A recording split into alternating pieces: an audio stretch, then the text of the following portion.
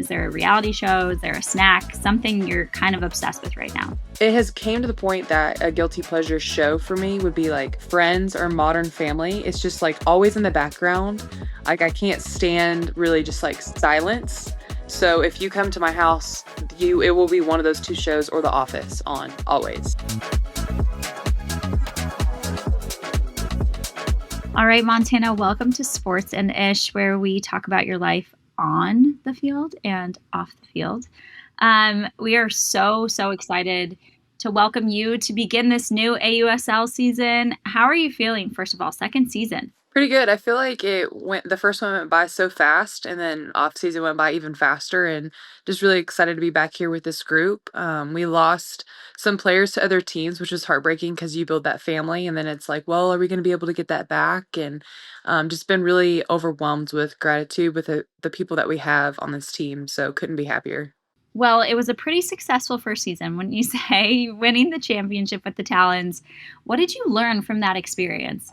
Honestly, just that it is a grind. I mean, in this season, I feel like people that don't really know much about softball will ask, like, who's the best team in the league? Like, who's going to be the hardest to play? And it's like everybody's good, every batter that you face, every pitcher that you face. So it's just kind of attacking each day at a time and just trying to stay your best, stay healthy, and do what you can on and off the field for your team.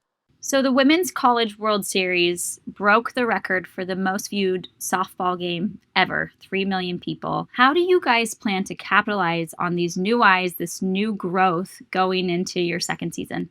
I really just think it's all about people knowing that it's happening because people love watching softball. I mean, it's super fast paced, and there's a lot of people that enjoyed watching college last year and attached themselves to certain players. And it's like, hey, your favorite players are playing in the league, and then they're like, oh, I didn't know she was still playing. Like that happens so often. So I think just getting people to know, they start watching it and they fall in love with it, and then they'll tell their friends. So I think that's exactly how we plan to do it.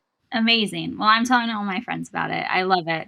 It's such an electric sport, and it feels like it's just continually on the rise. I know you're a coach yourself, and so I'm curious how you compartmentalize being a coach, a player, a teammate. Those are all different roles. How do you handle all three of those different roles at one time? Well, I've just been extremely blessed as far as like my role in a coach is just, I put on events and am able to kind of be with players for a short amount of time. So it's just like I'm going to give them everything that I can in those few hours or a couple days or whatever it is.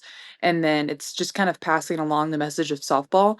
And then honestly, I am able to learn so much from other coaches that I work with and the events that I host. And then as well as just the players that I'm with. I feel like being able to explain softball in simple terms sometimes, like if you're speaking to an 8-year-old, just kind of resonates with me sometimes, even as a 26-year-old. It's like, wow, I could be doing the exact same thing and this is going to make me better. So I think just being able to kind of have a balance of both and just, yeah, I think that's it. You have a very well-rounded career going on right now because you're not just a player. Like I said, you're a mentor, you're a coach to other pitchers. You also have an incredible social media presence. You're like, part player, personality creator, influencer type deal. Why is it important to you to have a diverse set of skills and really expand your career outside of just being a player? Well, I mean, softball is, I mean, one of my passions for sure. I love playing and I love competing. And blessed that now we can continue to do so for longer because of the league. But I really feel like I'm very passionate about sharing softball and outside of softball, like my faith and just what it is to be a good person. And I feel like they help influence me the same that we just talked about them helping me on the field. I feel like whenever we go into these events and on social media, whether it's in the comments or people in the DMs, like it is like a little family and a culture that we're trying to build. And I think that it's one of the things I'm most passionate about. Yeah, I love it. Your social presence is so much fun. You were recently named to this year's national team pool, which is so thrilling. First of all, what does that mean to you? I mean, everything. I think that there's no other jersey that I would like to wear during that time in LA28, hopefully is the goal. It's just a dream come true. I mean, that's what every little girl dreams of. So it's just to be in that pool and have that opportunity just to be able to play with the best of the best is just like there's no other words to have other than dream come true. Ugh, it's so special, even that that's on the horizon. But now you're still in season. So does it change your training at all, knowing that, in less than 2 years, you might be playing for the Olympics? Honestly, just it helps this league because it's like, you're playing, yes, to, like, better yourself, but then also, like, we have a team, so it's like, I wanna be better for them, and then ultimately, I think that makes me better other than just training just for me. So I do think that playing in the AUSL and the level that we play is just unreal, the competition. Like I said, batter in, batter out, so I think that just helps overall, but as far as training separately, I just think one season at a time and not looking too far ahead. You're only 26. You are still very young, but looking back, you've really excelled at every part of your softball career this far. If you could go back and tell your little girl self who's just starting softball something, what would you say to her? I would just say it's worth it. Like, keep going, and then don't make the moments too big. I feel like a lot of times, um, I can count a lot and probably often, and we'll do so in the future, the amount of times that I've made softball the biggest thing in my life. And I really think going back and just saying like, "Hey, you practice for a reason, you work hard for a reason, just go out there and do it." And if it's not your day, it's not your day, but don't make the moment too big and then still continue outside life other than softball because I feel like you being able to shine off the field and, build your life and your mental and your physical, all those things is going to do nothing but help you're on the field. So just having a good balance, and that's what I would say to her for sure. Totally. Perspective really is everything to ground yourself in a moment. So I love that. Not making a moment too big. We love to talk about girlhood, other women. Is there another female athlete that you feel like you could have a podcast with or like have a slumber party with? Someone you get along with, you would get along with really well. Oh my gosh. Yes, for sure. I think, well, to put it in real terms, I'm hosting some events in this fall, and I would consider them my best friends, and Sis Bates, Sharlize Palacios, and Sam Landry. I feel like it's kind of like a surprise little group that you didn't really expect for all of us to be so close. But they really are my best friends. Like me and Shar and Sam have gotten close recently, but Sis was in my wedding. So I feel like they're people that I would want in my life forever. Love it. Okay, can we talk about the farm? We can. What's the latest on the farm? How's it going? Well, we try to check in. I'm lucky enough that my husband gets to come to a lot of the games, so he's here now. And luckily, we have great friends, and my brother will stay and watch everything when we're gone. I was actually on the phone with my brother yesterday, and I was like, "How's everything doing? Are the cows still in?" Because there's only two of them, but they get out very often. But they don't go anywhere. They just get out and then they stay right there. So everything's doing well. I know the dogs are upset, but we'll get to see them soon. Oh, the dogs, the cows, they're missing you, I'm Yes. sure. When you are on the farm, how are you balancing farm duties, sports? How are you doing it all? Is that a challenge? I mean, honestly, I have so much help. I feel like I'm like a little farm princess in all honesty. Like I will go over there like when I feel like it, but my husband and brother do the most of the workload, especially this time of year. I feel like I have a good support system where it's like, "Hey, you focus on what you want to do now and then we'll take care of this." But it's really just I love being outside and being especially with the dogs. I feel like sometimes the cows don't like me, but we're working on that relationship. But I think especially being out there and just kind of like we talked about before, like with perspective, like I love my dogs so much and they have no idea how softball's going and they love me more and more every day. So I think just having that perspective helps on the field too. Dogs are truly the The best. They will best. love you no matter what. Unconditional love from the dogs. Tell me about your dogs. What kind of dogs do you have? So I've got four. Dixie is a blue heeler. She's the original. Got her in 2020. I say that she's the best $50 I ever spent. She just got her from a family friend, and, like, her name is over our gate, like, she's Queen Dixie, and she knows it. Duke is our other inside dog. He's a mini Australian Shepherd. He's just little brother. He is little brother. And then we've got 2 Great Pyrenees, and their names are Maisie and Moose, and they are outside dogs. Trust me, we've tried to bring them in, they don't wanna be in.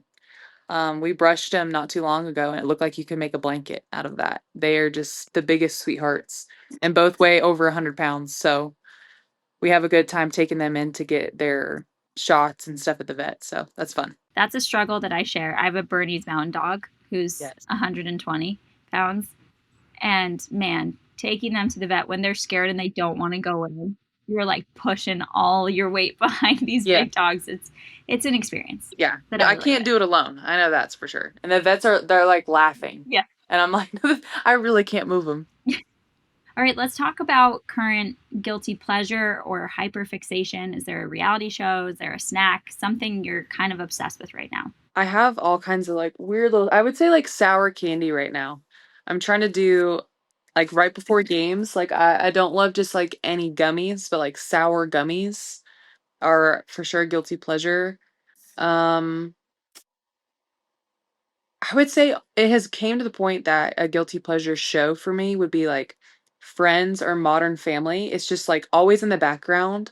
Like I can't stand really just like silence. So if you come to my house, it will be one of those two shows or The Office on always. Okay, amazing. Comfort meal, something you love to eat that kind of just brings you comfort and joy every time you eat it. It would for sure be a steak, medium rare, a sweet potato, and a Caesar salad every time. Yum. Do you cook? Do you make that? Not really. I feel my husband will make the steak and I'm in charge of the sweet potato. Are you roasting? Like, how are you preparing your sweet potato? There's an endless, like, Endless. amount of ways you can prepare sweet potato. I Endless. feel like recently we've been doing the lazy way of microwave or air fryer. If we have a lot of time, we'll do oven, but not a lot on the skillet for sure. Have you seen the viral trend where you take the butter cassé cheese and you take the baked sweet potato and you stick the cheese in the middle of the sweet potato? No, but I'm gonna have to look it up gotta because look I it up. love sweet potatoes. You gotta look it up. I haven't done it, but it looks very good. And if you love sweet potatoes, you must do it. Okay, sorry, can get distracted from talking about food. Speaking of trends, so that's a social media trend that I'm seeing everywhere. What's a trend that you, as someone who's on social media so much, just don't like? That's a good question. I don't know. I feel like a lot of times since your like For You page will like kind of gravitate towards things that you like. I don't remember the last one that I saw that I was like, "Oh, I don't like that." I can't remember. What social media trends do you love? I love when people post like their younger selves and like where they are now. That was going through the softball community not too long ago. I thought that was so much fun just because sometimes we forget like, oh, we were like 8 years old playing softball before, especially whenever you're playing against them all the time. So it's just that was cute to see. So cute. And we talked about your younger self a little bit, but tell us about her. What was she like? I feel like she was eat, breathe, sleep, softball. I was the girl that was wearing like the Justice softball pants, sweatpants, and tank top to school. Um, she loved being outside. Basically the same thing I do now, I think. Loved being outside, loved playing softball, eating, spending time with her family. So a lot of the same things going on. Love it. And to wrap up, we talked about this growth of the game and it's rapid and it's exciting, but there are still people who haven't turned in. What would you say to them? How would you convince them to turn on a game, buy tickets to a game for the first time? I feel like if you were to turn on a game, you would just see in every single game people that are passionate about what they're doing. They love what they're doing, and not only that, but they're good at it and they're gritty and resilient. And it's not just some like, um, it's not like fairy like when you're out there, right? I feel like a lot of times people don't realize like the grind that it actually is. So, when you turn it on, you're seeing a lot of excitement in every play. Totally. I love that. Well, congratulations on such a big year last year and the start of the new season. We're rooting for you, and thanks for chatting with us. Of course, thanks for having me.